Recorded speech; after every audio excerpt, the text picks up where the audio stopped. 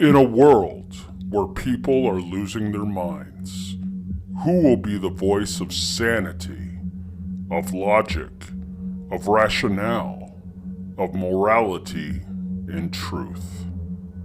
This podcast is looking for like-minded people to stand up to the insane and be real. The Recovery Atheist podcast is calling you to step forward and be counted. Welcome to the Voice of Change. Welcome to the Recovery Atheist podcast. Well, hello everybody out there in Podcast Nation. You have joined me on the Recovery Atheist podcast. I decided to do an intro for this episode. This is a very, very special an exciting episode that I was able to put together. It was an honor for me to spend almost an hour and a half with this man. This man has been an inspiration to me, a mentor on my subject matter that I share. I've watched hours and hours and hours of this man's videos on YouTube and his debates as well. And he was so nice to allow me to be able to spend some time and have a conversation with him via Zoom tonight. We covered a lot of different topics, a lot of different subjects, and just had an overall great conversation and just a great time of connecting. It was good to see two atheists just getting together and having a good time. So yeah, we'll go ahead and we'll get into the show. Definitely sit back, get some popcorn, get something to drink, and just enjoy. This is definitely a proud moment in the history of my podcast. Enjoy. What do these 9 organizations have in common? They all have the word family in their names. They're all overtly Christian organizations, all vehemently anti-gay, and they are all on the nation's official list of organized hate groups. To the best of my understanding, bigotry, intolerance, and hatred are not values. But then faith isn't a virtue either. And while we're at it, intelligent design is not a theory, creation is not science, abstinence only is not sex education, and the Bible is not the Word of God.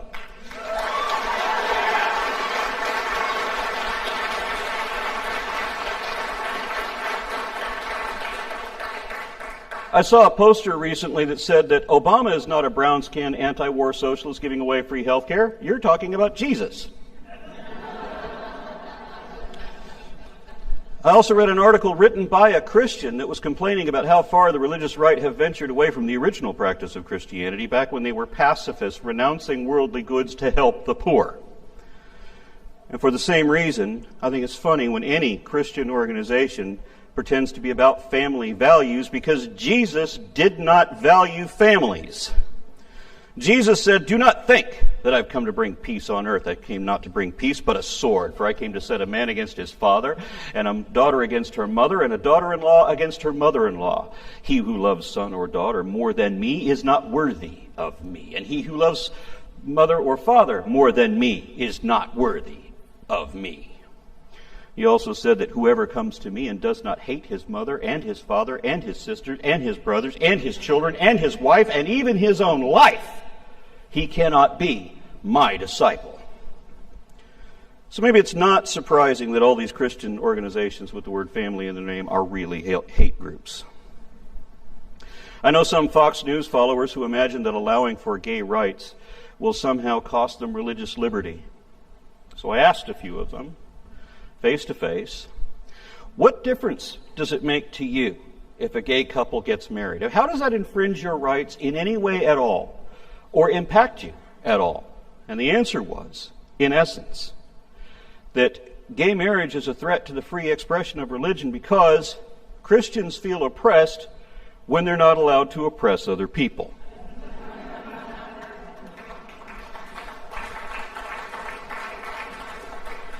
They said, let them have civil unions, just don't call it a marriage. Well, why not? Why not call it a marriage? Because the National Organization for Marriage says that marriage is a union of one man and one woman, and it has been this throughout the history of civilization. It will remain this, no matter what unelected judges say. Except that's not true, because in ancient times, and in many places still today, a man can have more than one wife. And the difference between areas where polygamy is legal and here in the West where it is not is that our women have rights. Keeping multiple women happy all at the same time in one relationship is like riding a bicycle on one wheel. It's a great stunt and it looks cool, but it's hard to maintain that balance in the long run. I don't believe in marriage myself. It's an arbitrary human concept with no reality beyond that. It isn't always necessarily romantic. It is often political. Even if you believe in God and swear to love one another for better or worse till death do you part, none of that is assured. In fact, evangelicals are statistically more likely to get divorced than people with no religion. In fact, there's a Christian couple in Australia who are threatening to get divorced if gay marriage is legalized. It doesn't matter to them that Jesus forbade divorce except on the grounds of fornication, and that Jesus forbade divorcees from remarrying because that would be adultery. In fact, Mark 10, verses 2 through 12, Luke 16, 18, and 1 Corinthians 7, 10 through 15 all prohibit divorce for any reason. Somehow that doesn't matter to this couple, nor that fornication and adultery are stoning offenses just like rape. In each case, both the man and the woman are to be put to death because God is an intolerant bastard. I mean, a righteous judge.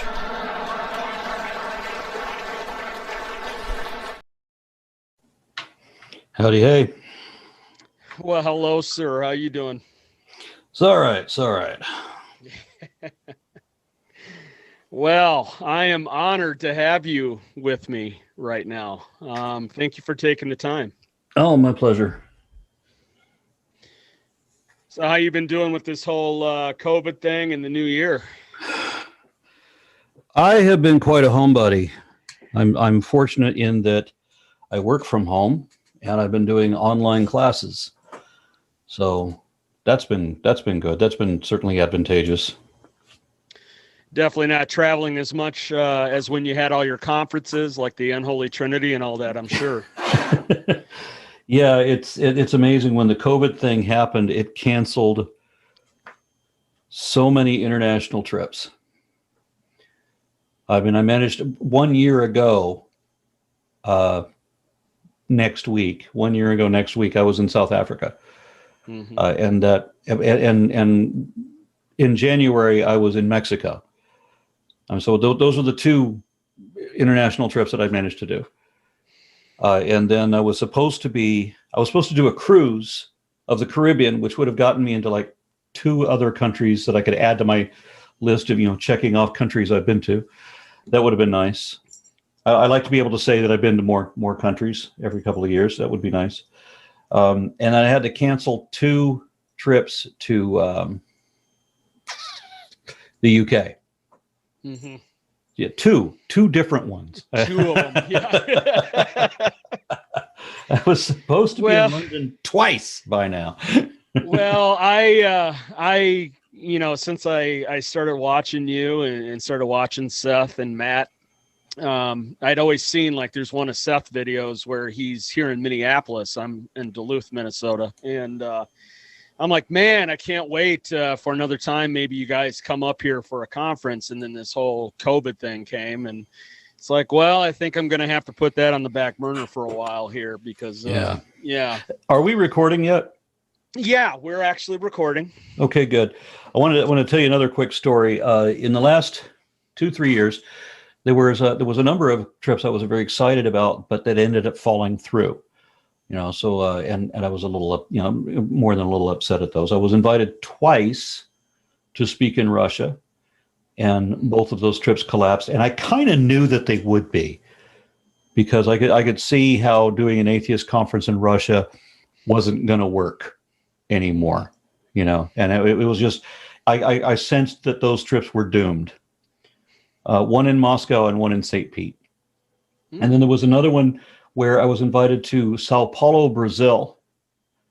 And apart from the near certainty of being mugged, I was I was very much looking forward to, you know, being able to knock off another continent on my list, right? So that so I can show that, oh, look, I've been to Brazil, and so look, I've been to South America. So yay, got that. I had to cancel another South American trip. I was invited to go to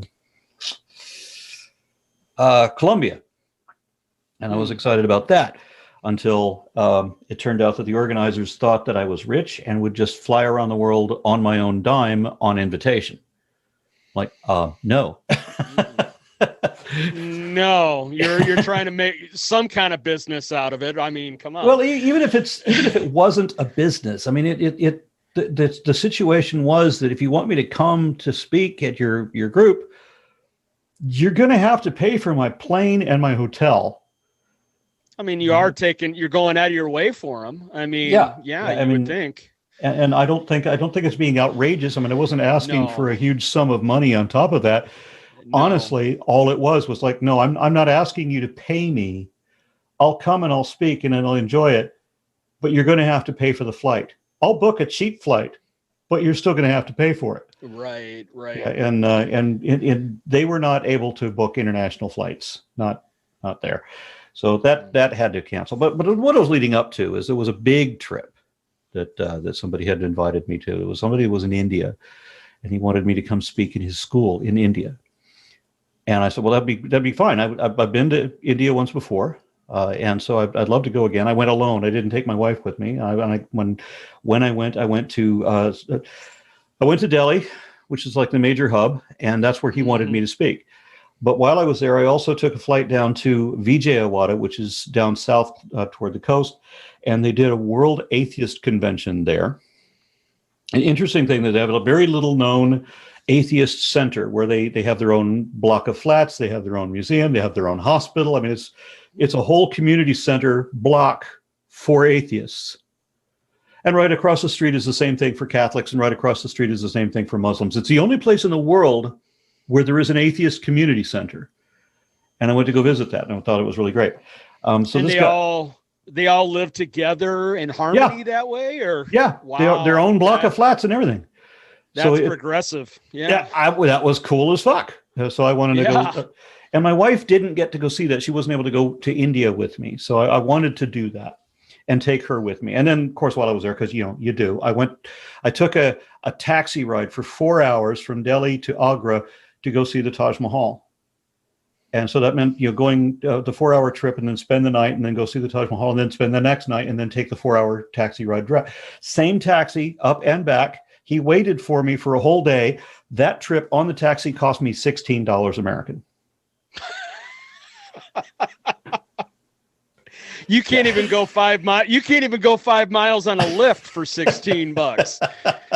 Yeah. So things are amazingly cheap in India. But so here's the thing. This guy invites me to come speak. And I said, well, I'd love to do the Atheist Center thing. And my wife hadn't got to see it. So I want to take her, and he was offering me way more money than anybody had ever offered me to come speak. And I went, yeah, I'm coming. Okay. You got me. And now, unfortunately, that trip fell through too. And I'm pretty sure it's because everything is dirt cheap in India. And he offered me more money than anybody had ever offered me before.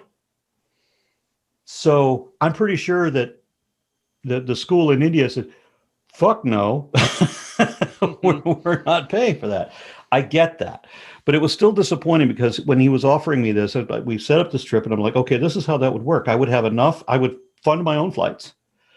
And he says, okay, well, if we book it to be in January so that you can do the thing in Vijayawada to do the World Atheist Convention, which they do every year or every other year, then I won't be in India anymore. I'll be in China then. And I said, well, I have to fly exactly halfway around the world to get to India.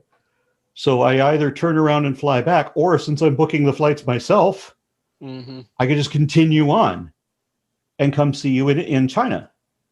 And so I would be speaking in that guy's school, and he got all excited about that. He was going to push that to his school and everything. So here's what would have happened had that trip worked out for the amount of money he was offering. And we're talking thousands.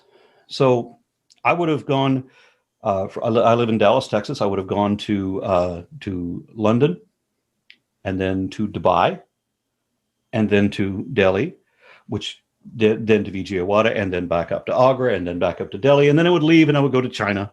And then from China, I would have my wife with me, and my wife is Vietnamese ancestry, so she wants to go see Vietnam. And then maybe Hong Kong and Tokyo and on home. That would have been a hell of a trip. Oh, man. Who gets to fly all the way around the world, right? Oh, man. Yeah, I had a friend who was going to meet me in Tokyo, who speaks Japanese, was going to take us all through. That was going to be fucking great, right? Oh, yes. Yes, definitely. Yeah, that would have been so... I mean, this is an old, long-time friend, too, was going to meet us in Tokyo, and that would have just been absolutely stellar.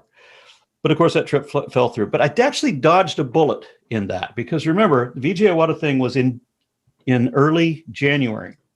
Oh, yeah. And the city that I was supposed to go to in January in China was Wuhan. Oh, no.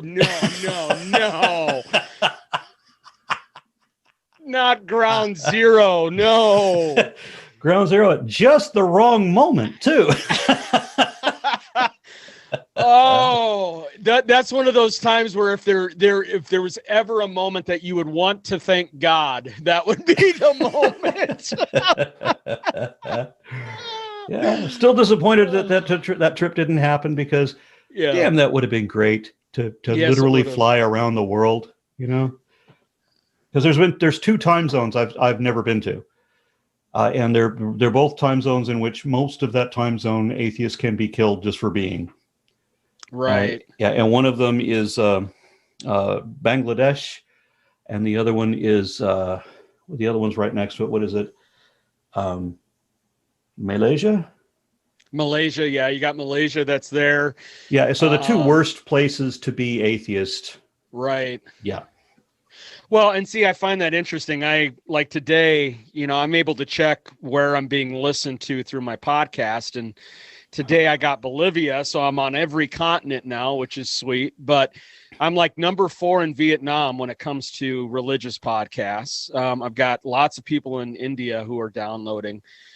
So I'm in those areas. So the question I want to give to you is, you've traveled and seen some spots. Where has been some of the worst spots that you've had to go to where you've come up against the most conflict with this? Oh, well, where I come up with the most conflict, that's hard to say. I mean, because I went to Dubai, and that is, they did a Star Wars movie kind of riffing on Dubai. You're familiar with it, where everything is glitz and glamour and gold plated.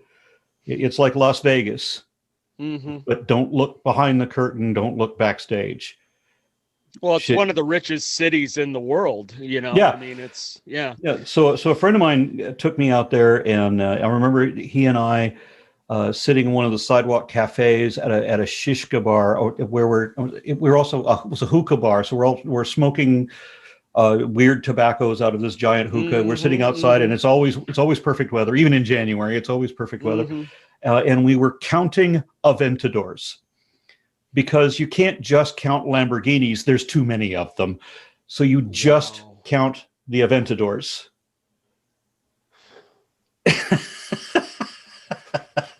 Well, have you seen the pictures of it before they built it up? It was just a strip of desert with a little road going through it. Now it's just like, holy cow. Much like Las Vegas. Yeah, it's just out of nowhere, just sprouted up. And so I used to live in Las Vegas, and I can remember, I've lived in Las Vegas a few times, and I can remember when it was sparse, and when it just became over glitz, ridiculous, which is what Dubai is. But I remember one evening in particular, this was to me surreal. I was told that there's a completely racist legal system, that if you are Arab, you are legally required to believe in Islam. But if you're not Arab, you're welcome to have whatever religion you want. But now what does that do to the locals? So I found myself in a death metal concert in a Sharia country, which I thought was bizarre, because if you know where Dubai is geographically, like right across the water is Iran. And in Iran, at that time, Iran was executing a heavy metal band for playing heavy metal. And here I am in a death metal concert right across the water in a more progressive Sharia country. But it's still repressive because it is a Sharia country. So the leader, and I forget what they called him, the Prince King, or was it just leader? I think it was just leader. He wanted to be very progressive. He wanted Dubai to be a first. He wanted the UAE, the United Arab Emirates, to be a first world nation. And the only problem that he had with that is the fact that it is a Sharia country, and inextricably so. It's tied to the Quran. It's tied to Sharia. There's no way to fix that. So they endured a bit of shame when a Norwegian woman came down there as a tourist and got raped and was subjected to Sharia law, where there's no witness to testify on her behalf because not a lot of rapes happen in front of witnesses. And a woman's word is never taken seriously. So here's international outrage that this was a Norwegian woman. And it probably helped that she was from a white country, I think, because, people, how people's biases and prejudices are. They're going to favor, that Norwegian woman got raped in a Sharia country, and look how bad Dubai is for criminalizing her. So the leader had to make special exception to let her be able to walk away from he gets to pardon her in order to save his nation's shame, which was not entirely successful. But then there's a whole lot of other dark secrets about Dubai and slave trade and slave labor and that sort of thing. So I find myself at a death metal concert while Iran is executing a heavy metal band at the same time, and I'm meeting Arab women in a bar, drinking alcohol, wearing makeup and blue jeans. No head covering or anything? In a bar, drinking alcohol, hair down, blue jeans, all that. Because they're blending in with the Westerners, the tourists. Now, as long as they can be convincing, as long as nobody raises their suspicions, is this an Arab woman? Well, how would you really know, right? Unless you call them out. True. And you don't want to call out if they're tourists. And you start, if somebody's from Romania and you call them out for looking Arabic, well, what's that going to do to your tourist trade, right? It's going to scare them off. So they're relatively safe. But I'm at a table with all these women, having drinks with all these Arabic women, and they're telling me how the only advantage to being in Dubai is the fact that they can go out into places like this and blend in with the Westerners and be able to drink and socialize and be normal people. Whereas, and the girls I was talking to were all from Saudi. Where they're saying, where they're so fortunate that they moved to Dubai. They're telling me that they were always atheist, even in Saudi. But obviously they had to hide that, obviously, I'm sure. So how much of yourself do you have to hide? How much of yourself do you have to repress where you can never speak your mind, not on anything, which is why they have such a high suicide rate. So each of these, like 3 women that I'm talking to, all said that if we were in Saudi Arabia, we would all be dead by our own hand, if not by someone else.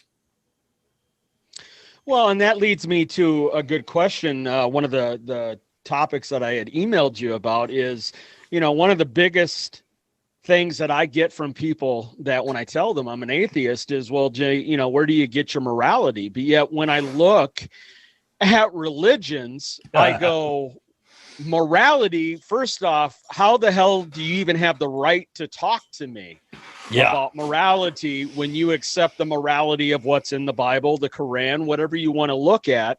If anything, because neither one of them. Right. So if anything, I look at it, I'm actually more moral when it comes down to it. But right away, it's always, well, you have no morality because you don't believe in God. That is one of my frustrating things I deal with. And now Eastern religions have their problems too, but in Western, with the Abrahamic religions, All three of the big ones, they all have similar, really bad problems with morality, and there is no morality in the Bible. I mean, if anybody who really does use the Bible as a moral guide would be a criminal in every country on this planet. Correct. Yeah, there's no ethics either. I mean, it's just absolutely wrong about absolutely everything. You know, morality and ethically and completely gone. And here's the other thing: if you look at it from the Christian perspective or the Muslim perspective, where you have to believe or else, right? The doing good deeds thing, that's peripheral.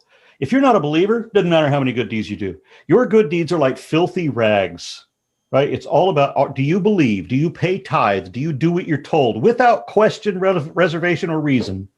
Right. And people will tell me that they need this idea that there's an inescapable despot watching everything they do, that they need the big brother, constant surveillance in order to be moral. Now, these same people are the ones who refuse to get a vaccine because they think they're going to be microchipped. The fuck are you afraid of, right? You know your God is already watching everything. You know your God is inescapable, right? He knows where you are. I mean, how could anybody be? How are you okay with that? But I mean, of course, they're not putting microchips. You know, they're not trying to track you. And the very same people who complain that they don't want to be microchipped because they don't want to be tracked will not put this down. Exactly.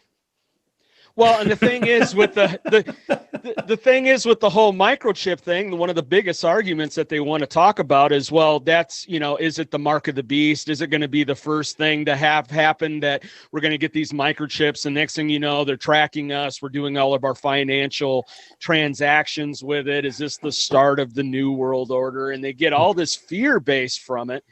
And I just remember the mark of the beast. You know, you will wear the mark on your forehead, and it'll be a red cap that says "Make America Great Again."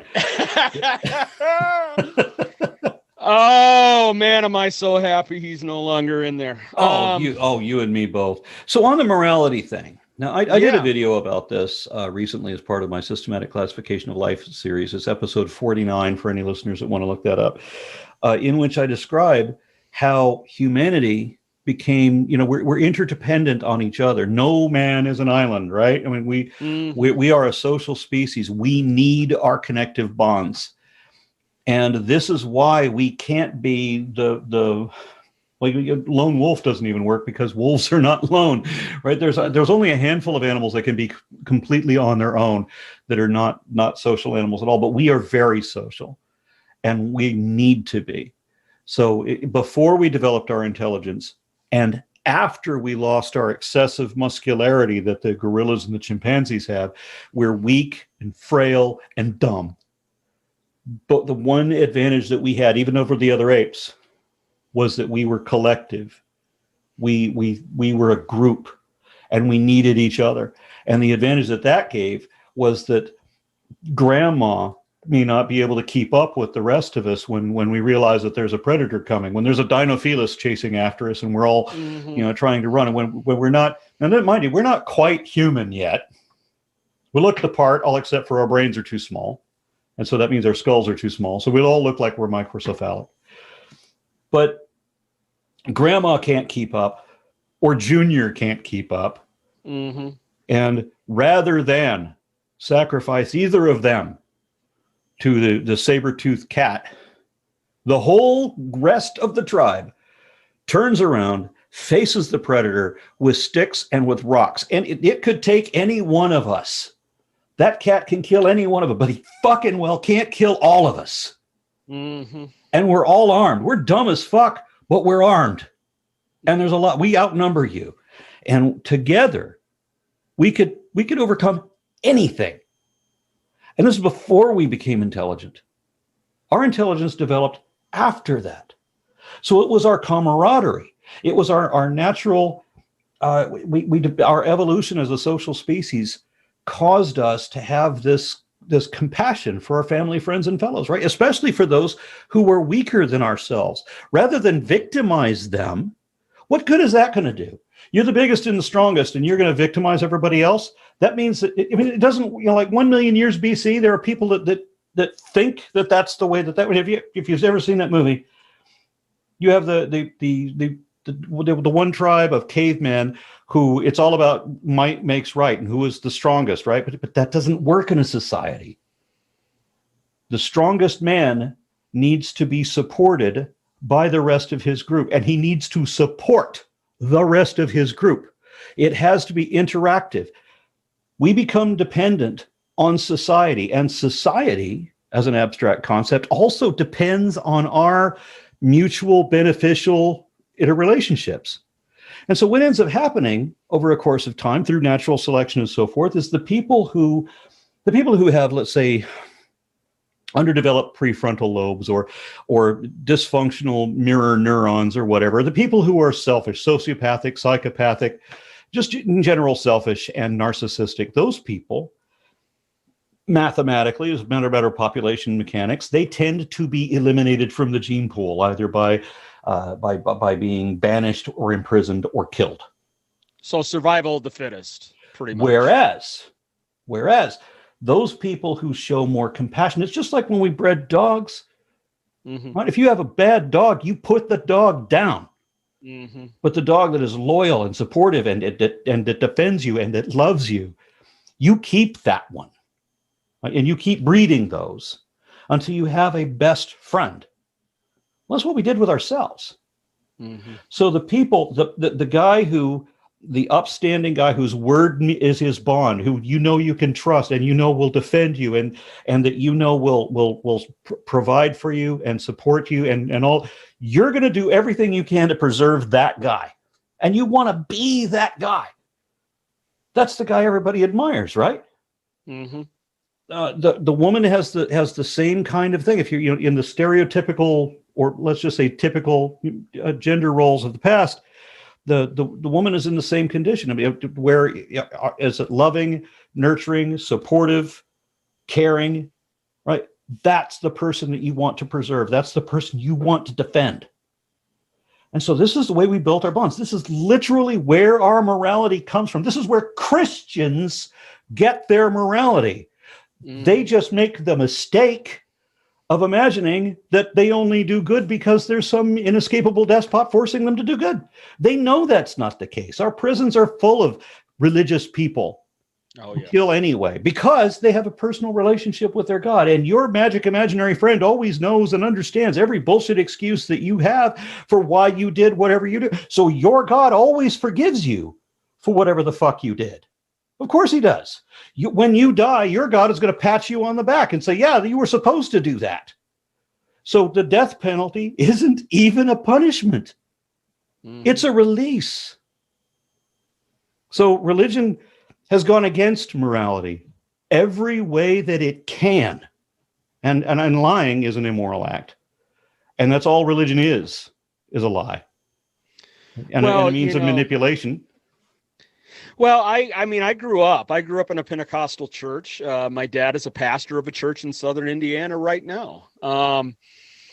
And what has gotten me to think about a lot of stuff and try to wrap my brain around it is the philosophy of it, of why someone would want to believe these lies and believe these stories that have been made up by primitive man back in the days. And then have it be part of their life to where that's all they focus their life on, they're afraid of death, even though that's where they want to be in the end, is to get their everlasting life and their eternal life. But yet it seems to me like they're focused on that they want to believe that what we do here on earth and in this life, that there is a reason for it, and that the bad things that we deal with day in and day out, there's a reason why we have to go through it, rather than it just being the way nature is and life is and science is that bad things happen, good things happen. We live, we die. I don't know what your thoughts are on that. Well, I've met people who have the most, they complain about nihilists, having a morbid perspective. But I listen to these Christians, and I think that their perspective is far worse, far more depressing and morose than my perspective could ever be. Like one preacher, I got a recording of him video talking to his own congregation, telling him that if what happens today doesn't still matter 5 billion years from now, then it doesn't matter now either. Mm-hmm. Now, things that were important, in high school or when you were 22, at a particular month of your life, there are things that you had to do that had to be taken care of by such and such day at such and such time, and that you needed to do that, and that if you didn't do that, the rest of your life would be affected. Does that matter now? Probably not so much, but it did then. And so here's the perspective that I don't understand. This guy said that if he can't continue to exist for absolutely forever, then there's no reason during his lifetime while he lives to help anyone else, to prolong their life or to minimize suffering. There's no reason to have compassion. There's no reason not to brutally victimize everyone around him because he can't have his way. Because everything is so pointless. Yeah, because we get that argument all the time. Well, then if you don't believe in God and believe in an afterlife, then your life must be so, it doesn't have any purpose. You must be a miserable person. And it's like, no, I enjoy everything about my life. In fact, I enjoy it more today than I did when I was involved in religion, because I'm able to enjoy each moment that goes by in my life and enjoy the moments I have with people and just in life in general. I was lied to so much about what an atheist is and what a nihilist is. And so it was a bit of a shock for me to realize what these words really mean and to discover that I was actually atheist, that I am this terrible person, that I was always told it was a terrible person, that it was a wholly unrealistic position to have. And now I know better. Right. And so now I'm proudly a part of the Atheist Out program. I'm going to normalize atheism as much as I can. It simply means, and some people try to argue this, but I will win this argument. It simply means that you do not believe in a God. Now, if you also believe there is no God, then you're still a subset of the people who don't believe, because the people who believe there's no God also don't believe there is a God. So there's just a subset of the larger group that don't believe. Right. So that's easy. But what is a nihilist? Was told all these lies about what a nihilist is. They don't believe in anything, or they believe in nothing, as if they think that everything is some kind of a Zen illusion like the Matrix or something like that. No. What the nihilist believes is that the purpose of our lives is for us to decide, that it's not arbitrarily imposed by somebody else.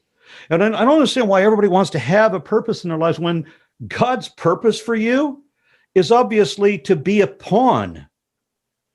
Right. Oh, and it's a perfect plan too. I mean, he's got it designed for you. It's already set up for you. So why would you want to have purpose? Just do whatever God wants you to do. Yeah, you have your purpose. And what is your purpose? Well, some Christians will say that their purpose is to simply kiss the ass of this insecure deity for all of eternity. Mm-hmm. And I just can't imagine a worse damnation than to be trapped with this telepathic monster that can read your mind, and you better always be thinking good thoughts. You ever see that episode of The Twilight Zone with the little kid who can read your mind? And if you're not thinking good thoughts, then he's going to wish you into the cornfield or turn you into Jack in the Box or something. That's heaven. How the fuck can I avoid that? Mm-hmm. I prayed to God when I still believed in God when I was 12 years old, and I asked God, can I just die? Just die. Because just like everything else does, and dead body and soul, let me live my life, and then when it's over, it's over. Mm-hmm. And just fade to black. Nothing else. Well, where do you go when you die? Well, where does your operating system go when the computer suddenly says hard disk not found? Just goes to a black screen, baby. Or hard disk failure, operating system not found. It doesn't go anywhere.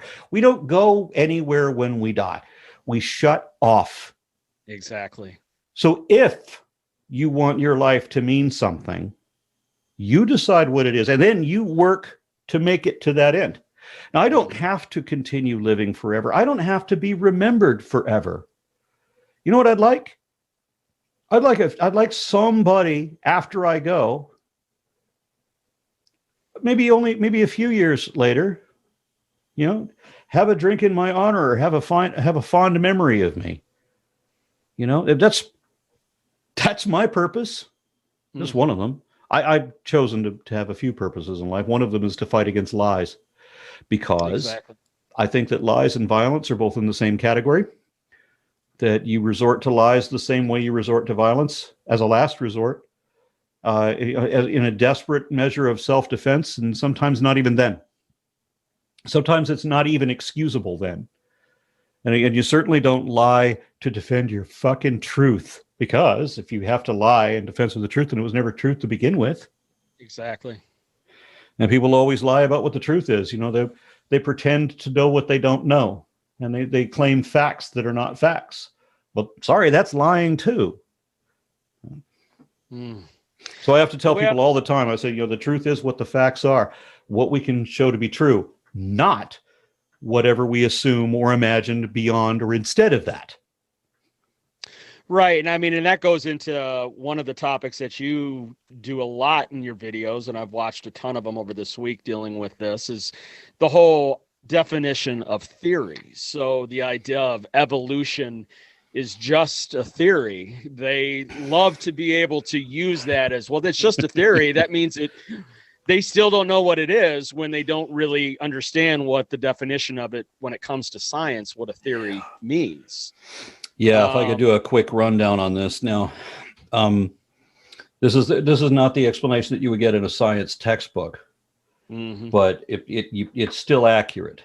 That there is a rule in science that every hypothesis has to be potentially falsifiable, meaning that there's a way to prove it wrong if it is. Right? So how do you disprove God? Well, you can't disprove God logically, and that means that it has no value in science, because you have to be able to show that it's supported by evidence, which God is not, and you have to be able to prove it's wrong if it is, which you can't with God. God can be the wrongest and is the wrongest idea anybody ever came up with, but there's no way to disprove it logically, because the concept is that God is the ultimate hide and seek champion of all time. Yeah, I watched a video earlier today where you were talking about it. He would show himself to the early, prophets and the early disciples, Paul and all this. But then as time has gone on, he has gradually become less and less there, and has done his whole hide and seek.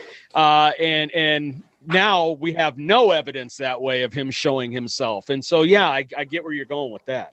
And where God used to do these public appearances and these incredible miracles and all that, he's now has been reduced to appearances on toast. And now they actually make toasters that are built exactly to put like Mary or Jesus on the toast. Whoever I should have came up with that idea, I'd probably be a millionaire right now. But yeah, it's unreal what they will see to make it where their belief is right. If I remember correctly, somebody scalded the face of Christopher Hitchens onto a piece of toast. Good old Hitch. Well, Hitch, one of my favorite lines from him is the idea of whatever, I'm not saying it word for word, but whatever you're trying to say that there is a God without evidence, I don't have to show any evidence to show that there is no God. You're referring to Hitchens' razor. There which you is, go. The concept, what Hitchens described as a fundamental rule of logic, that positive claims require positive evidence. And then his razor is that what is asserted without evidence may be dismissed without evidence. There it is. You've made an unsupported assertion, and now you're going to demand that I disprove your unsupported assertion rather than you provide the positive evidence that is required. Mm-hmm. That's a logical fallacy called shifting the burden of proof. I don't need to prove there is a God. You say there's a God, your ass better prove there is a God, because pictures or it didn't happen. Well, how fucked up would that be if our court systems were ran that way? By the way, this is sounding like an audio podcast. Is this video? Yeah, so I've got you on video, and then I also do the audio cast as well. So what I do is I go back and I edit it down to where I do the podcast for audio, and then I do the editing of the video that I have through Zoom. Okay, well, I just want to show you that I got a new favorite shirt in the mail today. Yes, please do. Reading is fun. I love the Beelzebub. That is awesome. Baphomet. That's awesome. Yeah, I wear my little. So I was telling you about the hypothesis, right? Yeah, go ahead. So you have to be able to, first, you can't say anything is true unless you can show the truth of it. You can't say something is possible unless you can indicate a possibility, a precedent or parallel, a verified phenomenon indicating that such possibility exists. In religion, you get to do whatever you want. You get to just make up shit and call it true, lie all you want to, and call it the absolute truth. But in science, of course, you can't do that. And if a scientist ever did what religious people do, they would be immediately called out as fraud. Which I wish the same rules would apply to religion, but no rules apply to religion at all. That's why they get to just bend everything and not pay taxes and not have to report where their money goes or where it comes from or anything. So the hypothesis. Let's say you have a hypothesis, and not only there are ways to disprove it, but that never happens. You write out in advance, this is what we expect to find. This is a discovery or experiment should reveal X. And if it doesn't, then we'll get some other observation, and that will disprove our hypothesis, right? So imagine you have a hypothesis that is never contradicted, ever. Every new experiment, every new discovery always only ever continues to provide additional support. It is effectively proven by an overwhelming preponderance of evidence beyond reasonable doubt. And it goes on for decades like this. Every new discovery continues to add strength to it. It becomes more and more robust. And it has profound explanative and predictive power. So that you can say, okay, well, if this is true, then we would expect to find this, and we would expect to see that, and this as well. And all of those things happen. And all of those things are discovered. So yeah, so this works. We have something that is so well supported that it's perverse to pretend that maybe it's not real anymore. But we have this rule that we can't declare that it is proven in the positive sense. So instead of calling it proven, we take that hypothesis and we elevate it to theory, which is the highest level of confidence that science can achieve. A scientific theory is a body of knowledge that includes all hypotheses, all facts, and natural laws. Natural laws are within a theory, or in some concepts they're equal to a theory. But there's a number of laws that are actually included within evolution, for example. Within there are laws of genetics. There are laws of embryology. There are a whole bunch of different laws. Within evolution, just like the theory of gravity has the laws of Newton's laws of motion contained within it, right? And Einstein's relativity also has laws contained within that. Einstein's theory of relativity was effectively proven twice, once in 1919 and once in 2016. So two different experiments that revealed exactly what was predicted. So you can say that it was effectively proven, but again, the rule doesn't allow us to say that a theory has ever been proven. Because we want to be able to have it adjust and grow as we learn more of that. Because science. Once you declare it truth, you stop learning. Exactly. You have closed your mind. And that's exactly what religion does. They declare absolute truth when they're really talking about absolute lies, and they will never learn another thing. And then, amusingly, like with Einstein's relativity, while it was effectively proven twice, there are also things we found that are wrong with it. So we know that while this is the working model and it's the most accurate explanation, we know it still isn't right. It still needs to be tweaked. Some things need to be corrected. Now, with evolution, we don't have that. With evolution, there's not a single thing that doesn't work. There are things that we don't yet know, but that's not the same thing. So one of the things that people say that science always changes and religion doesn't, which is funny because religion evolves all the time. That's where you get 30,000. Right, according to what they want, it's like a cafeteria line. Yeah, so it started out wrong and just keeps getting wronger over time. But with science works like a game of 20 questions, where every new question answered changes your information, but it's always an improvement. And it's never the absolute truth. You never know everything completely, but you know what you know. Mm-hmm. There are still some things you don't know, but you know what you know. And the problem with religious people is they don't want us scientists. They don't want scientists to know anything, because if we know anything, that means they don't know everything. They want to pretend that they know things they know they don't know. They just want to pretend that they know them, and they can't know that if we know better. And so they have to lie and pretend that we don't know anything at all. So here's an argument that I really love: the presuppositionalist, right? That tells us that we can't know anything unless we know everything, or we know someone who knows everything. But in that logic, if you can't know anything unless you know everything, and you admit that you don't know everything, then how would you know if you know someone who knows everything? You wouldn't even know that. And in fact, the people who think they know somebody who knows everything, they actually don't know that person. They don't know fuck all.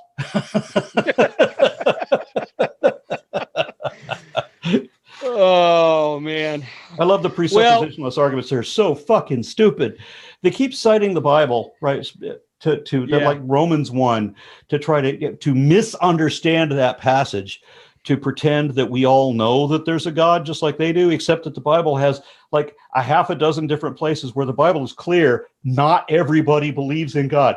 And there's a whole bunch of people who don't know that there is a God, who don't believe that there's a God. The Bible says that explicitly, but try to explain that to a presuppositionalist who isn't going to be reasoned with. And that's their entire strategy. I'm going to believe I'm going to make believe what I'm going to make believe. And I'm going to pretend that you know that I know that you know what I know. And but how do you know? It's just the most bullshit, unreasonable stupidity. People have got to understand that this is a big problem with the country and the nation right now, is that people seem to be going around thinking that stupidity is a superpower. Mm-hmm. It's so frustrating. Just because you make believe stupid shit doesn't make you any better than anybody else. Right. Especially, I mean, and just because we can't prove it, because it's this mystical, supernatural thing, doesn't make you smarter than everybody either. Yeah. And I caution that just because you're atheist doesn't mean you're necessarily smart or wise or skeptical or educated, right? And I just want to caution, because there are people who seem to think things in terms of dichotomies. So if I say that religious people are following lies, which they are, there's every statement that any religion makes, not just Christian, all of them, any statement any religion makes falls into one of two categories: not evidently true or evidently not true. Mm-hmm. The evidently true category, that's evolution. Sorry, there's no argue with true. There is no evidently true with any religion. There's frauds, falsehoods, and fallacies, and that's pretty much it. There's nothing that any of them can show that they're any more accurate than any other, or that there's any truth to any of them at all. So we're perfectly safe in saying that religion is nothing but lies. But that doesn't mean that atheism is necessarily truth. Once again, the truth is what the facts are, not whatever embellishments we pile onto that. Right. As they said in Dragnet, just the facts, man. Just the facts, man. Well, I think what I want to do is I want to talk real quick on something, and then we'll go ahead and we'll move this along. Again, I want to thank you for being able to come on and spend a few short minutes with me. It's been actually a wonderful length amount of time here. But one of my favorite videos of you is with another guy eventually I want to be able to talk to, and that's Apologia. And it's you and Seth talking about the Ark encounter. I lived in Kentucky for 4 years. I'm sorry. I know, right? In fact, I lived in Georgetown and Lexington, they're both right outside from where the Ark is. And my mom has been there, and my dad has been there many a times. And just the whole thing with Ken Ham, I was showing her a video of it the other day and what it's about. And so I told her I was going to talk to you about it. But it's just that whole story, we talk about the lies that are, in the Bible that way. When you look at that whole story, I just don't know. Like, my mom and dad believe that, the Bible is almost like an historical document that way. When I look at that story, how can you possibly think that there's any truth to any of that, like, what you have talked about, they have one window to shovel out the shit, they would be dying of methane poisoning from that, but yet they still will sit there and push it and believe it. Do you think these people like Ken Ham, like Ken Hovind, like Answers in Genesis, do they truly believe this stuff? Or do you think some of it is a money-making thing? Because he's making good money off that ark because of all the free taxes. And they're all making bank. Okay, yeah. so Ken Ham is among the most honest of the creationists, and he has admitted that he knows what the evidence is. He simply rejects it. He rejects it because he's going to believe what the Bible says. He's going to make believe what the Bible says, even when he knows it's wrong. He said in an interview where he was talking with Hugh Ross, he said he's seen the evidence for an ancient Earth. He's seen dinosaur fossils where it shows that the dinosaurs had cancer, like brain cancer. And so, how would God say that that's good?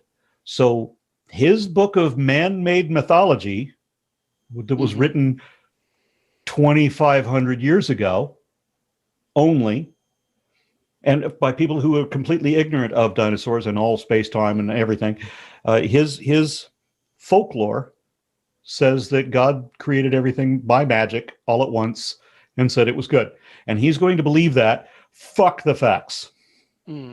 He does not care what the truth is. He has admitted in a number of different presentations that he will arbitrarily move the biblical kinds to any taxonomic level he feels appropriate, regardless what the indications are, and no matter what that has to do with our taxonomic superfamily Hominoidea, which is the family of apes. So he doesn't care what the truth is. Kent Hovind is just a liar. I mean, that's all he does all day, every day.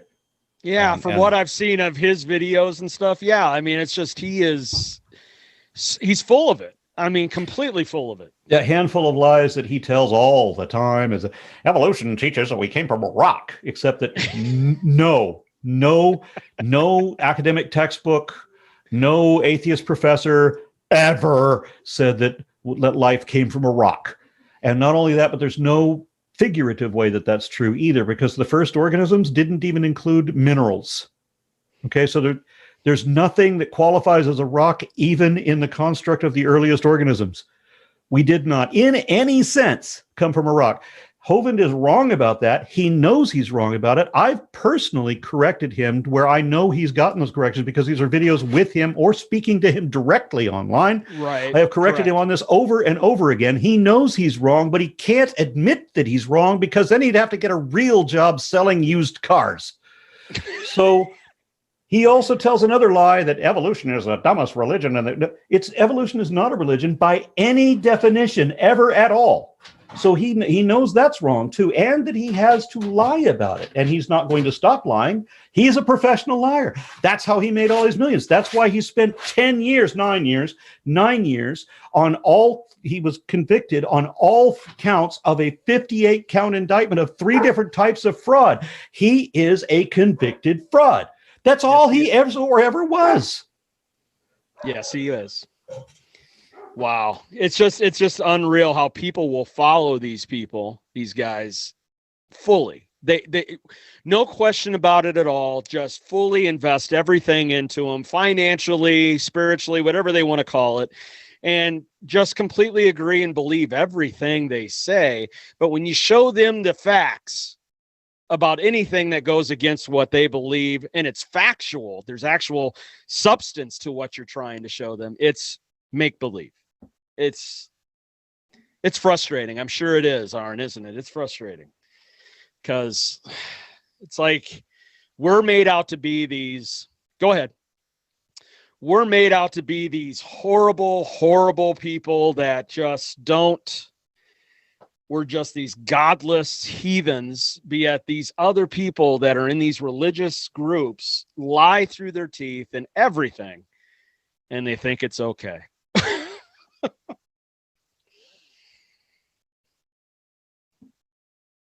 Excuse me, it's all about make-believe. That's what religion is, the power of pretend.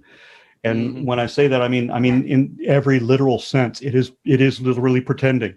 There are people who believe sincerely because they've been duped by people that they respect, and then they think, well, everybody believes this, or there must be some truth to it. There's not, right? But then there are plenty of people like Ken Ham and Kent Hovind and a whole bunch of others who know they're full of shit, and it's clear that they know they're full of shit, and that all they do is lie all day, every day, and that's how they make all their money. And they're never going to change that. But there's some people who get some kind of gratification out of that. I mean, like one of my neighbors was telling me one day, she said, so you really don't believe in God? And I'm like, well, how can I? And creationists, or excuse me, Christians hate nothing more than the burden of proof. That's their absolute bane. So they will not accept anything that puts the responsibility on them to justify their position. They have to project it onto somebody else. That's why they always go for the shifting of the burden of proof. Well, prove there's not a God, because they can't show support for there being one. And so, my neighbor tells me that she believes because she has to. Why do you have to? What? Yeah, well, the argument I've heard, not just from her, but from a number of other people, is that, well, I want to know that I'm going to see my dead son again, or I want to see my father again when I die. Well, that's an emotional thing that you don't know that. By pretending that's true, that's not the same thing as knowing that it's true. If you can't show it, you don't know it. And that's the biggest complaint that I have with religion. Stop saying things are truth that are not true, or that you can't show that are true. It doesn't become truth just because you're convinced it is. It doesn't become truth just because you say it is. It becomes truth when you can show that it is. Mm-hmm. And I can prove evolution to any creationist that will honestly take if you are a sincere believer, if the truth matters to you at all, and you would honestly change your mind if you saw the evidence. And you would actually look at the evidence, because how rare is that among creationists? Most of the time when I say I'll be happy to prove evolution to your satisfaction, there's a sudden whoosh noise that's vacuum closes where their body used to be. They scatter like cockroaches when the light comes on. They don't want to know what the truth is. They'd rather make believe something else.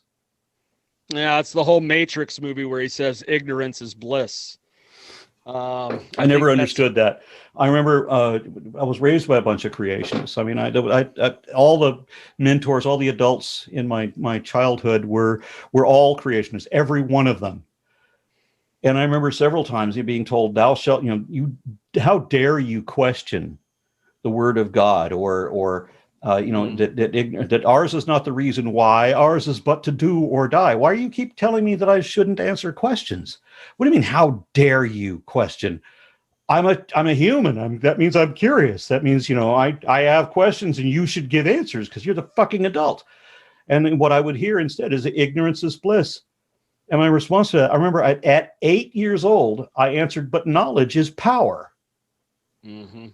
And that did not go over well. No, sure it did. You start asking questions like that, or saying stuff like that in Sunday school, and you're probably not going to be in that class much more. Yeah, I remember one argument that I had with it was a babysitter. My mom was a single parent. She would leave me with these other people in the apartments that we lived in, and so they would watch me during the day while my mom was at work. And so I remember this babysitter, this woman that I had this argument with, and she was telling me how Jesus turned water into wine. Now, I'm only 8. I don't know a lot, but I watch a lot of PBS.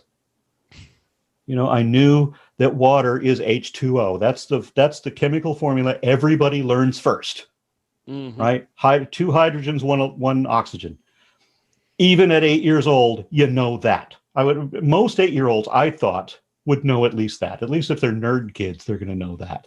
Right. And so I mentioned to her, I didn't know what fructose, fruit sugar, or alcohol. I knew that alcohol was fermented sugar. So if you start with, because I remember listening to people talk about how they make beer out of this, and they make vodka out of potatoes, and they make rum out of sugarcane. And so my dad would talk about how they made these different alcohols out of different things. So I understand that, that alcohol is fermented sugar, and that means that wine is fermented grape juice. So correct. Grape sugar, fructose, turns into alcohol. I didn't know what the chemical structure of fructose is. I'm 8. I didn't know what the chemical structure for alcohol is, but I know that water is H2O. And I asked my babysitter when she told me that Jesus turns water into wine, I'm like, how did he change H2O into whatever fructose is, into whatever alcohol is? And that's when she yelled at me, "How dare you!" Oh, it's science. And the minute you talk science, they don't want to hear it. Yeah, that was the most outraged that I can remember when in my childhood anybody being with me, because I put the burden of proof on her. You made the claim, explain it. Correct. And I wasn't being confrontational. I thought she was being honest. So therefore she must know. You were just if looking you make for the answers. Yep. You make the statement like you knew it, then you can explain it. Exactly. And if you can't explain it, you could just say, you say, "Oh, I don't know how he did it." What if the babysitter had said, "Well, I don't know how he did that"? What would have been an honest answer? But religion can't say that, can it? You got to pretend to know everything that you don't know, which is another thing that makes religion a lie. So she was put on the spot where she has to lie in defense of her truth. Well, you've made a lot of great points. What do you have coming up here in the future? I mean, obviously, we talked about it. The conferences are not going on, and a lot of the public, speaking appointments are not happening. But what are you doing on the side? Got your different videos and things like that you're doing. Yeah, it's been actually kind of fortunate to me that I haven't been doing much traveling, because I've been doing classes online, and I'm having to retake a class that I took 10 years ago that I had to drop out of because I was working for a corporation that changed contracts in the middle of the semester, so I wasn't able to finish. We went from a 24/7 operation to a banker's hours, and suddenly it wasn't possible for me to finish the classes. And I'm really upset that happened, because if I had just stayed in that and finished, I was passing. I was in a traditional classroom. I had teachers, I had tutors and all like this, and it was taking calculus, and it was doing all right. Now I'm having to take the same class again online, which is a lot harder. It is. Yeah, so I've had the advantage that I've had like 3 different tutors helping me in like Zoom conferences like we're in right now, helping me get my homework done, because the teacher in the online class isn't the teacher at all. It's you do everything automated. There's nobody to ask questions of, nothing. It's just you fill in the stuff that the software provides. So I don't have a book. I don't have assignments in a book. It's all on the computer. And some people need a little bit more assistance with this. I'm not mathematically minded. I need help. So I've been fortunate enough that I've gotten a hold of 2 or 3 professional teachers that can help. So I've been doing that. I took a bunch of other classes in the last year. And one of them was when I went to South Africa. I was on a paleontological expedition in February of March of 2020. And I got class credit for that. Nice. Yep. 2 weeks in the desert looking for fossils. And that was brilliant. I was in the company of some of the experts in their field. Wow. 10 guys whose names are all Professor Blankety Blank PhD. lots of education there. Well, just think about this. I was the videographer. That was my job there. And so I was proud then that I came out of that without having sincerely embarrassed myself. But it's still a humbling experience, because it doesn't matter how much I've studied. It doesn't matter how much I know.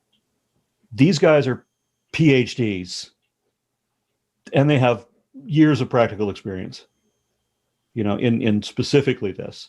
So it was all I could do not to step on my tongue.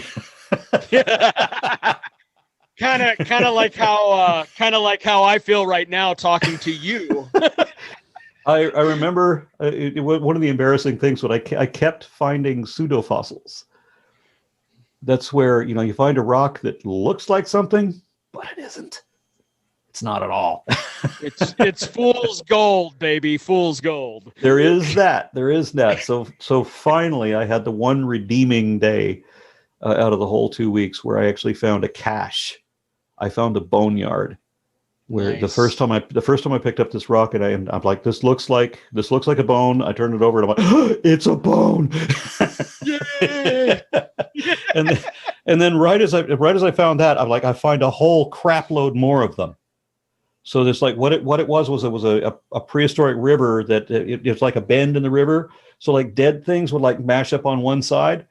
Oh yeah, get trapped. Exactly. So I've got like piles of skeletons for huge Permian therapsids, like Titanosuchus and stuff like that. And so I got on the walkie-talkie and I'm like, I found something. And then they're like, okay, are you sure? Because we've been through this a few times. I'm not walking over there if it's not. Pretty much. They send one guy to make sure. And so he gets on the radio. No, it's real. He's got it. And there were guys there from France, from Australia, from the UK, and of course, 2 or 3 guys from South Africa. So it was a huge international team. And I thought it was funny that I'm representing the United States. I know professional paleontologists here that even though they're friends, even though they act like they like me, I know they would rather be there instead of me. I'm sure they were like, that jackass is over there, not me. Yeah, but it was one of the better experiences of my life. It almost killed me. It's because we had electricity. We're not intense. I thought we were going to be intense, but it turns out we were in a cabin, and I thought that this cabin was going to have like Wi-Fi and shit. No. We went back to 1919 for this expedition. So we have electricity and plumbing, and that's it. There's no cell signal. There's none of that. And they would drive us out to the locations, various places out in the desert in the hills, and just drop us off at like 7 or 8 o'clock in the morning, and come pick us up at 5 in the afternoon. And it would get up to 104. No shade. Well, yeah, you're in the desert. So, and I don't mean like dunes desert. I mean, there is scrub vegetation and stuff, but but there's also cobras and adders and that sort of thing. So it's a desert. Every desert is out to kill you, right? So I mean, the thing about the 104-degree temperature is like the first 2 hours of the day is wonderful. But those last 2 hours, after you've been out there for 10, you're like in an oven. Yeah. So it's like you have to carry this impressive amount of water. I figured out that I needed to carry 6 liters of water on me. And because at the first day we went out for like 4 hours. When we first arrived, we went out for 4 hours, and I had 1.5 liters, and I burned through that in a hurry. Like I said, the first hour that I'm out there, it's good. I'm good to go and all that. But that last hour, fuck me. So it was a very humbling experience. I'm sure it was. I'm going to be doing an interview with Seth on Saturday morning. Any advice you can give me to maybe any words that you can give me to be careful of be careful of everything you say, because he's got a violent temper and I'm just kidding. Well, I was completely shocked. I was already happy and just truly excited when I got your email back saying definitely let's do it. And I had messaged him through Messenger on Facebook with the same message I gave you, and he came back and said, you know what, I'll do it. No charge. Let's do it. And I was just like, this is my week. I mean, no, this has been amazing. Thank you for giving me your time.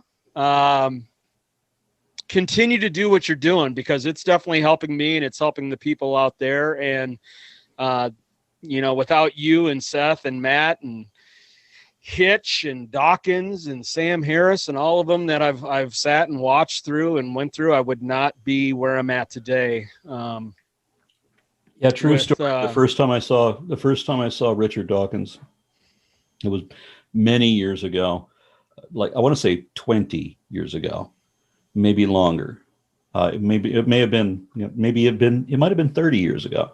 But the first time that I saw Richard Dawkins, he was giving a lecture on evolution of like the halibut and how the development of the halibut, mirrors, evolutionary development mirrors biological development. Is called evo-devo. It's a branch of science where these two are parallel together. And I remember watching that lecture and thinking, that's what I want to do. I want to do what he's doing. And I remember when I was in college, I don't remember which time. I think it was in my 20s, and I'm 58 now. So I think it was that long ago that I saw him, and I'm like, that's what I want to do. And I'm doing it.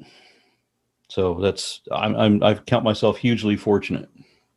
Yeah, I mean, that's the way I feel about it when I saw you guys and, the Unholy Trinity tour, and I'm like, I've always had it in my mind. I've wanted to do a podcast, YouTube channel, and have some kind of a topic.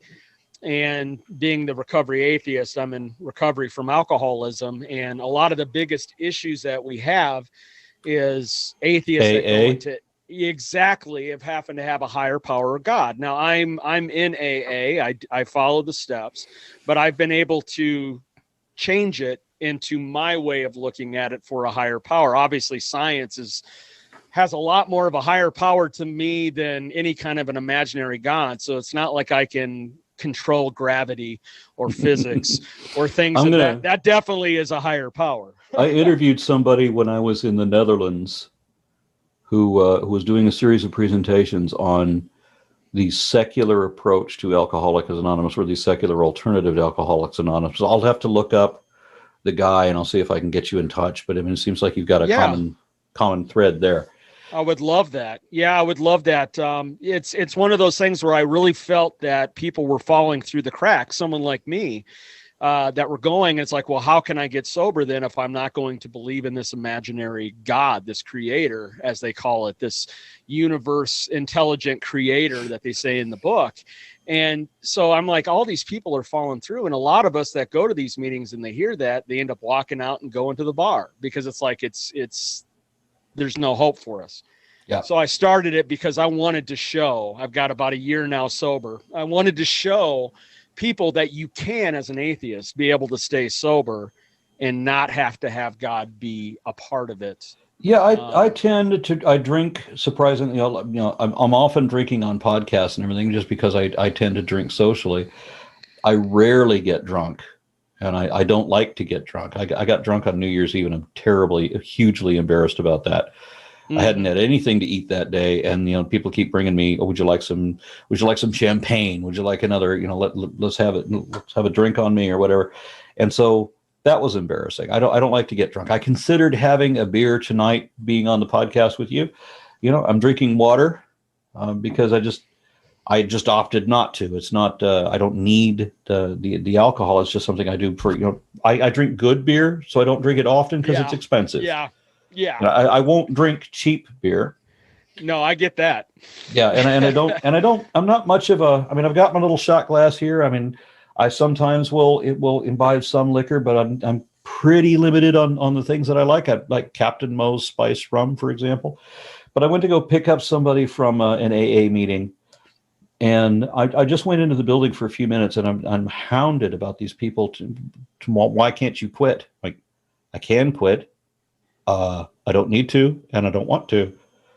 I'm not telling you that I can quit anytime I want. I'm telling you I don't want to. Fuck you. Yeah. Just because you have an addiction doesn't mean I have an addiction to the same thing. Right. I'm glad that I picked up smoking cigarettes kind of accidentally when I did. Yeah. Because I was such an arrogant dickhead in my 20s that I remember there was a thing called the Great Smokeout. It was in November of 1987, and I was like 24, and I remember like everybody's trying to quit smoking, and I never smoked. I mean, I've tried a couple of cigarettes, but I didn't like it. And so I went out and bought a pack of Marlboros, and I'm sitting in the entryway of the dorms in college, and I'm smoking like 5 cigarettes at once as people come in, and they're like, "Oh, I want a cigarette so bad." I'm like, "Oh, you want it? It's good." and then like, "I want a cigarette so bad." I'm like, "Ah, you're weak." So I was such a dick. Well, but I got addicted to cigarettes because of the great smoke out. Because you kind of get this weird high, and then I thought that the high that you're getting from cigarettes, I thought that was funny. So I would do that often. I kept doing it more and more until finally I'm just buying cigarettes and smoking cigarettes all the time. And I only smoked for like, I don't know, a decade or so. So it wasn't like everyone else. But it was when I tried to quit that I realized, oh shit, I'm addicted to something. If I hadn't had the cigarettes, I wouldn't have known what an addiction is. Mm-hmm. I would have had zero empathy for alcoholics or heroin addicts or anybody else. I needed that humbling experience of having gotten addicted to something and realizing that I'm having a hard time with this, where I'm quitting, and I want a cigarette so bad I'll do humiliating things for it. Mm-hmm. Yeah, and see, on my side of it, going from the alcoholic side of it, if you would have had a beer on it, I would have been completely okay with it, because just because I'm an alcoholic does not make it right for me to force somebody else who is not to change just for me. That's very self-centered, very selfish that way. Like it says in the AA book, I should be able to, when you're doing the right things in recovery, you will be able to go around that and not have that be an effect to you because you're working your program. What other people do shouldn't affect you that way. Yeah, when I managed to give up cigarettes, finally, I went like a month cold turkey without a single cigarette. And I remember I took a drag after a whole month. I took a single drag off of somebody else's cigarette. And I remember thinking that this is like giving a blowjob to an exhaust pipe. Exactly. Like, what the fuck have I been taking into my body deliberately all this time and enjoying it? So sometimes you don't realize the way that you're poisoning yourself. Right. And it's been a number of other things too. I mean, I used to make tea. I used to make this tea with like 6 different tea bags and a gallon of water, where I would boil and I have a whole cup of processed sugar. And I would drink like 2 gallons of this tea a day. And so I'm like riddled with caffeine, right, shaking like this. And I've got all this processed sugar. And I was drinking like this every day for years. And I realized that, this is a path to diabetes. Yeah. Yeah. So I stopped putting sugar in my coffee. I stopped making tea. I mean, I would still have a cup of, a traditional cup of hot tea instead of something like this full of tea. I drink a lot of tea. but I'm not doing the tons of sugar anymore. And so finally, I drink water now, which is a lot. And now if I have a cup of tea, I can feel the caffeine and realize, fuck, what was I doing to myself? It was a good thing I was young. Right. If I was still doing that, if I hadn't quit doing that, I'd be doing insulin shots now. I was going to say you might not have a foot right now. Exactly. So I'm glad that I opted not to have. I didn't know that about the alcoholism part of your past. So I'm retrospectively glad that I opted not to have a beer on the show. No, I appreciate it. I mean, I do. I would have felt a bit like a dick. Yeah, I wouldn't have looked at you that way at all. Like I said, it's up to everyone to decide that way, just like it was for cigarettes for you. For me, I mean, I got hooked on cigarettes too. I got hooked in treatment on it as a social thing, just smoking cigarettes with people in between groups and stuff. But I'm off of the cigarettes now. I vape yet, but I'm gradually depleting the nicotine count on that to eventually, hopefully, get myself off, because it is very much a poison that you're putting into yourself. And it's weird how they used to market it, because we didn't have to see advertisements, to promote smoking. Smoking was portrayed in movies. Oh yeah, as so sexy. Yeah, I mean, there were people in movies that the way they smoked was so sexy that you go, damn, I want a cigarette. Right. Correct. I mean, and then you got the commercials where it's like 4 out of 5 doctors smoke Camels over anything else. It's like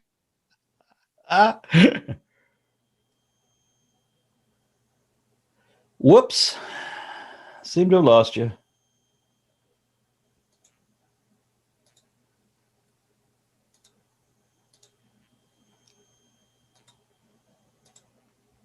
all right, I'm here. Okay, there he is. I was worried I was going to. No, I lost you just for one little second, but I'm back.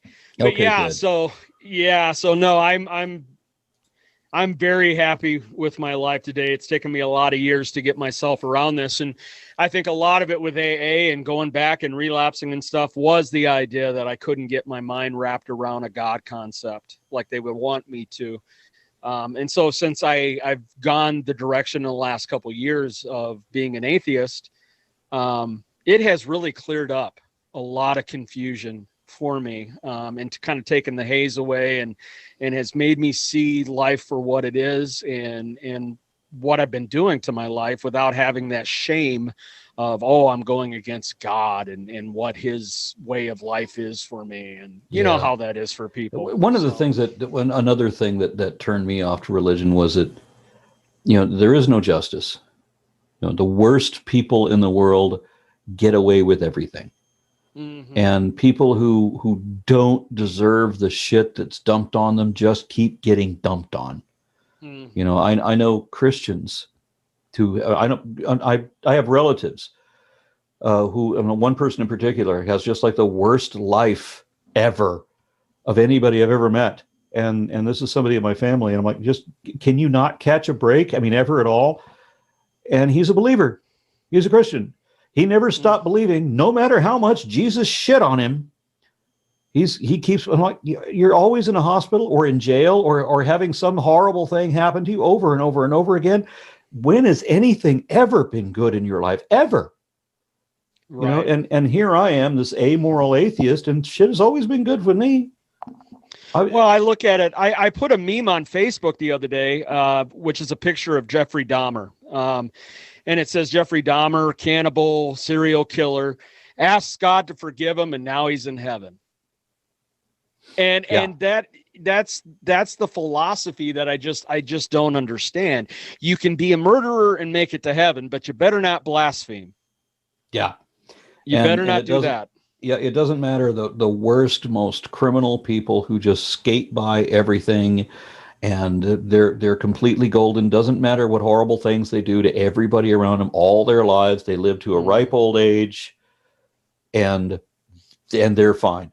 And yet people who are genuinely good-hearted and struggling have to struggle their entire lives and never get a break. And there's obviously something wrong with the justice of the universe. This is not like any episode of The Twilight Zone. It was always going to be that if you're selfish, you got your just results, right? I mean, bad shit would happen to you because Rod Serling wrote the fucking script. Well, Rod Serling. But it goes. I was just going to say, it goes back to the scriptures, though. It says that it rains on the just and the unjust. So even the Christians would sit there and say, well, that's all God's plan. It's some good people are going to get good things and bad things. Bad people are going to get good things and bad things. But the Bible also says that the evil ones will be punished in this life, not the next one. Oh, no. A contradiction. A contradiction. And, those who are just and true are going to receive just results. Again, in this life, not just in heaven. And we see that that's not happening. Now, I've been very fortunate in that I don't feel that I've ever been a victim ever. I've always been rather fortunate, and maybe that has to do with just having a positive perspective. I mean, I've always thought that if you can't say something good about anything, that at least allow yourself to be impressed. I have been even I think I've had a pretty good outlook even at the worst moments of my life. At least I'm reading something. Well, I'm certainly getting a valuable lesson out of this. And if nothing else, it's often helpful to realize that, you can be the bad guy. And most bad guys don't realize that they are the bad guys. Right. So keep yourself open that maybe you're fucking up. Well, yeah, most of the bad guys who are the bad guys, like a Trump or someone like that, is going to be a narcissist, and true narcissists don't even know that they're narcissists. Yeah. So I'm a much better person now than I was 20, 30 years ago. Yeah. Certainly better than I was 40 years ago. and that's what I'm trying to do, compared to what I was 10, 20 years ago. Where I'm at today is I'm just trying to become a better, I look at myself as a secular humanist. I'm just trying to get better at being human, making mistakes, being able to forgive myself for it and learn from it, and just become better in society amongst humans. Yeah. I mean, that's all I can do. I mean, this whole thing of trying to get all these kudos and these guarantees of life after death, it's not something that is appealing to me that way. I would rather enjoy life in the moment and the people around me today in this moment than for something that there is no proof. And then that's always given to me. Yeah, that's always been where I was. I've always been in the moment.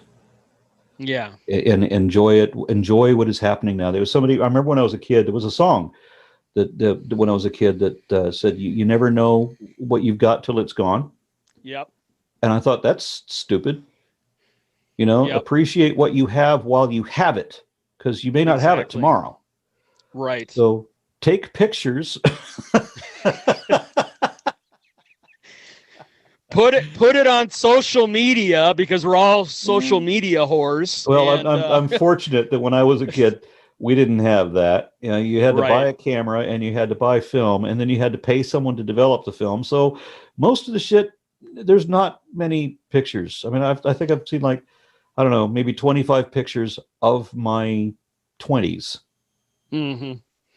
Yeah, I'm 45, so I remember, like I was talking about on one of my podcast episodes, like today we've got streaming and everything at all times at the, tips of our fingers anytime we want it.